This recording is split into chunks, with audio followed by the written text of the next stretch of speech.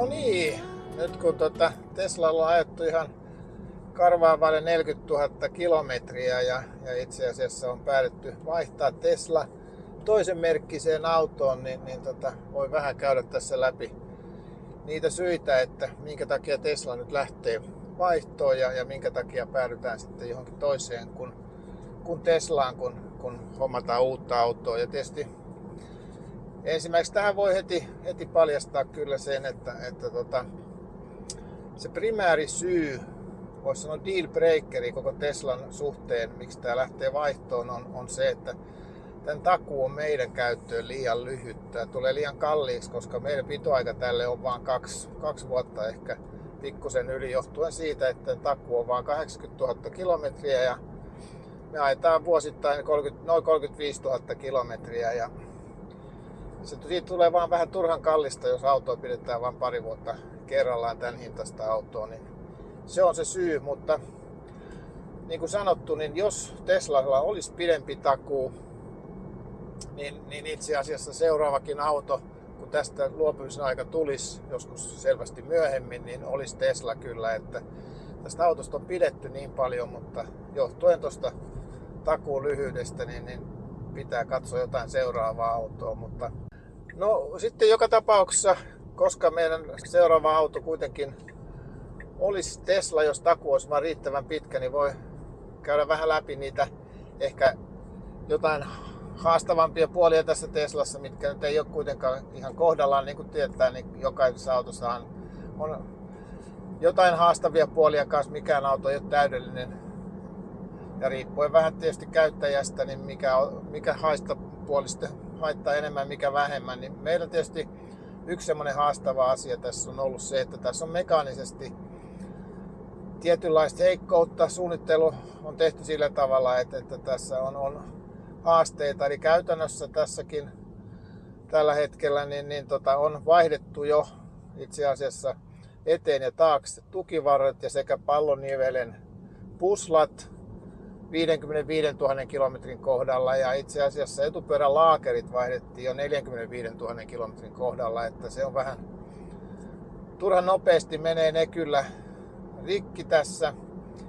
Ja sitten toinen tietysti semmoinen käytännön ongelma, mikä voi olla hyvin kalliskin ongelma, on se, että Teslassa menee noita lämpöpumppuja kyllä tosi usein. Tässä ei ole mennyt lämpöpumppua, mutta aika monissa menee, ja jos ajatellaan, että takuu on loppunut, niin siitä voi tulla kyllä todella kallista. Että ne on ehkä ne merkittävimmät negatiiviset puolet, mitä meillä tulee mieleen tähän Teslaan. Että mitään Teslan ajamiseen liittyvää ja muuhun, niin ei ole sillä tavalla mitään suurempaa negatiivista.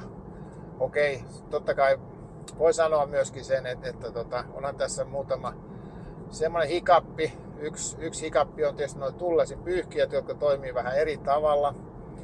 Siellä ei ole mitään sadeantureita, vaan tämä tullasipyyhintä tapahtuu kameran välityksellä, eli kamera mittaa, kun tullasiin tulee vettä ja alkaa pyyhkimään. Ja se tarkoittaa käytännössä nyt sitten sitä, että Tesla usein kuvittelee, että täytyisi vähän puhdistaa tuulilasia kuivallakin aurinkoisella säällä, mikä on tietysti ihan turhaa. Se on niin kuin haamupyyhintää. Sen saa pois, kun laittaa vaan sen tuulilasin pyyhkeen, sen saa helposti pois päältä, mutta ongelma on se, että aina kun sä laitat vakionopeuden säätimen päälle, niin se menee resetoisen tilanteen ja taas tulee se haamupyyhintä jossain vaiheessa. Että se on sellainen pieni ikävä hikappi tässä autossa.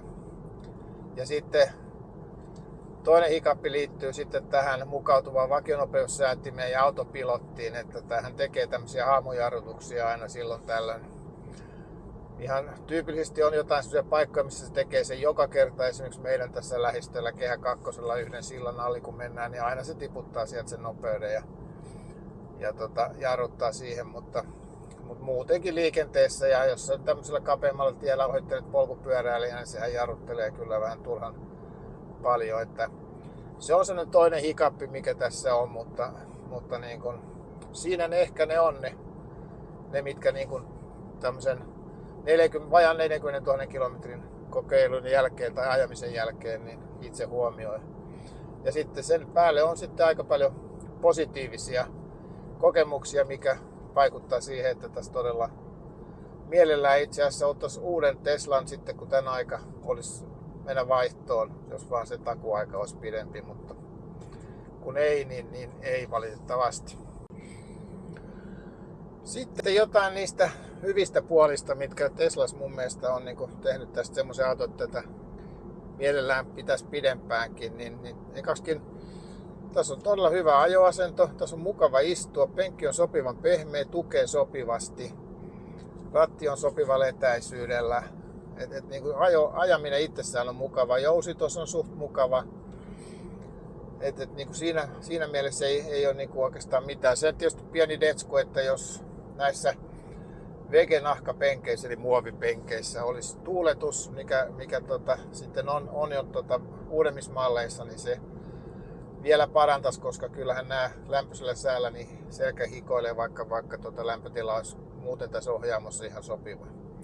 Mutta tätä on tosi mukava ajaa. No sitten itse nämä ohjelmistot tässä ja tämä näyttö, niin ne toimii todella hyvin, todella nopeasti reagoi, ei mitään hikappeja, ei mitään virheisiä toimintoja, ei jumituksia, ei mikään, mikä on niin kuin todella mukavaa. Niin kuin kännykkäkään harvoin toimii yhtä nopeasti kuin tämä kosketusnäyttö. On ollut tosi tyytyväinen siihen. Ja sitten kännykän sovellus on ihan mahtava, todella laaja, monia ominaisuuksia, ihan huippu ja toimintavarma. Se puoli toimii todella hyvin. No sitten edelleen esimerkiksi tämän auton energiatehokkuus on kyllä ihan kärkipäätä, että niin kuin 75 kW akku, niin tällä pääsee todella pitkälle ja ainakin meidän matkustustottumuksiin niin riittää todella hyvin sillä, että tässä kyllä me kaivataan useammin taukoja kuin auto. Ja se on aika hienoa, että 75 kW akku riittää todella niin pitkiin matkoihin, niin se on ihan huippuluokkaa.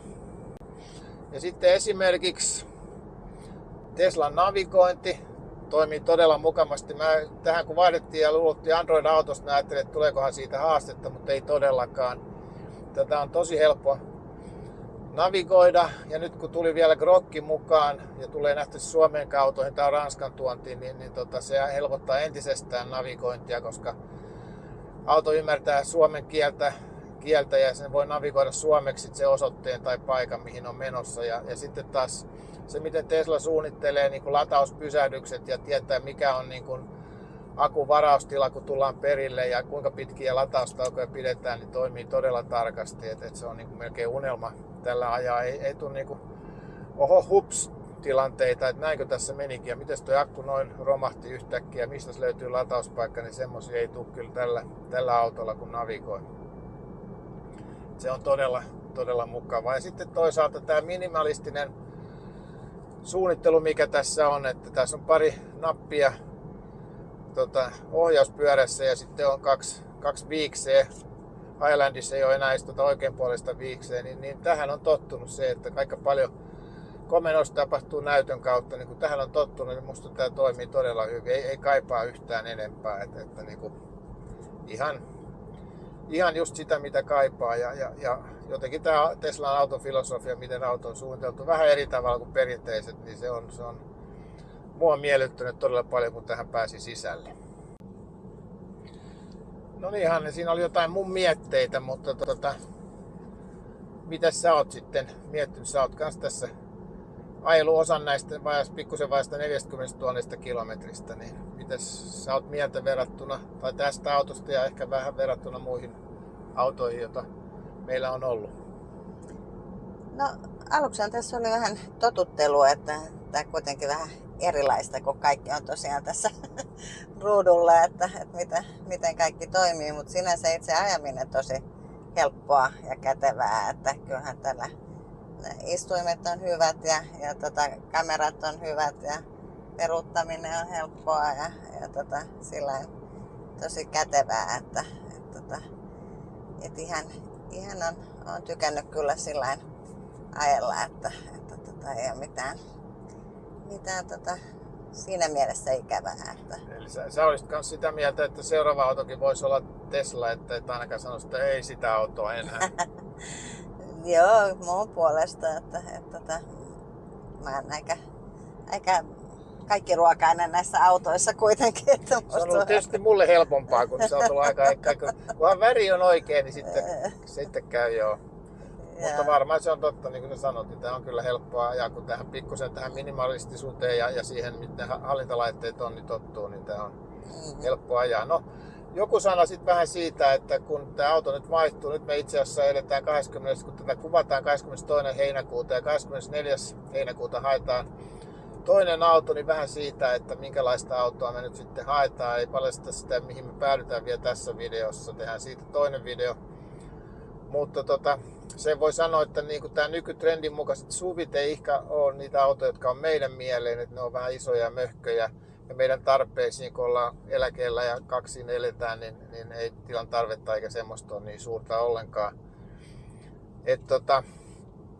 Enemmän on katsottu tämmöisiä sedan-autoja ja sitten näillä kriteereillä suurin piirtein Tesla-hintainen ja mielellään neliveto, niin siinä on sitten...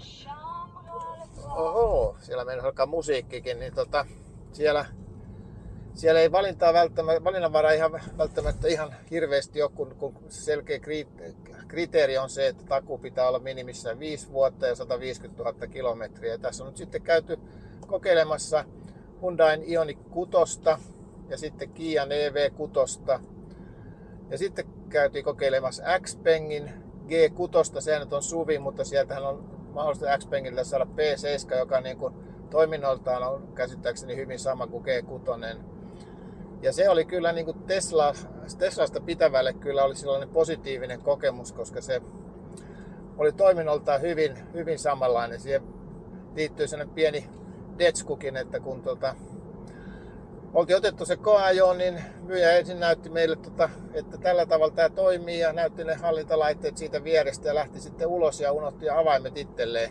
No me lähdettiin ajamaan siitä, ajettiin sitten sieltä Espoosta tuonne Mustion linnalle ja ajateltiin, että käydäänpä siellä vähän kupillisella teetä ja mietitään, että mikä on niinku yhteinen näkemys tästä Xpengistä, kunnes tajusin, että eihän meillä ole avainta. Ja siitä sitten soitto myyjälle, että mitäs nyt tehdään, kun me ollaan täällä Mustiossa, mutta meillä ei ole avainta. Niin myyjähän sanoi, että no ei se ole mikään ongelma, että kuule lataapas se meidän applikaatio vaan ja mä annan sulle oikeudet siihen autoon täältä, niin homma hoituu. Ja niinhän me sitten ladattiin applikaatio, sen jälkeen kännykkä toimi samalla kuin Teslassa, niin kännykkä toimi avaimena ja jatkettiin koeajoa.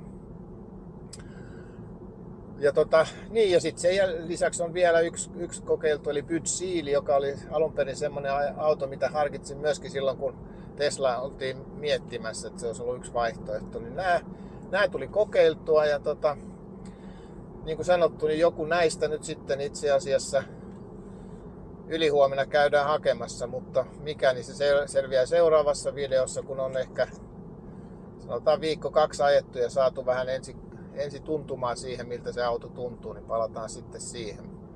Muita merkkejä sitten ei mietitty, just sen takuun pituuden ja sitten myöskin se hinta ja nelivetokriteerin perusteella, niin ne oli ne, mitä tuli sitten kokeiltua ja näistä sitten se seuraava auto valittiin. Palataan siihen seuraavalla videolla.